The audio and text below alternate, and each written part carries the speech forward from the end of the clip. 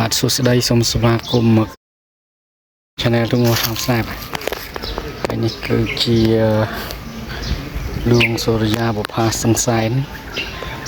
ចំនួនទី1ជាទូកធម្មដោយអារម្មណ៍ជាតិស្ថិតនៅក្នុងវត្តក្តីដូងហើយទូកនេះគឺត្រោមហើយបាទត្រោមខូចទាំងស្រង់ហើយនេះឆ្លុះបាតហើយបាទហើយខ្សែបាក់ដាច់ខ្សែបាទហើយបាទនេះចំណោយ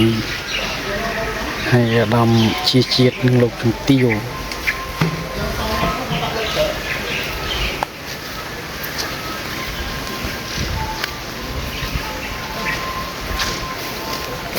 នេះកំសៃបាក់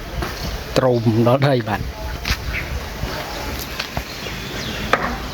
បាក់ទ្រុបត្រោមដាច់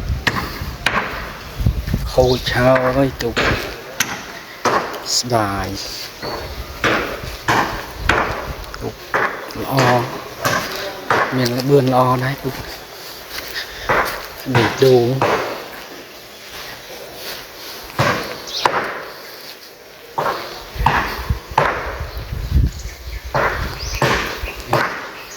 ជនជាតិមានជ័យ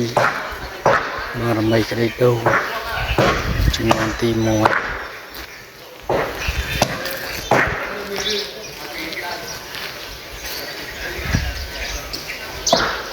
ស្អាតអត់ទូក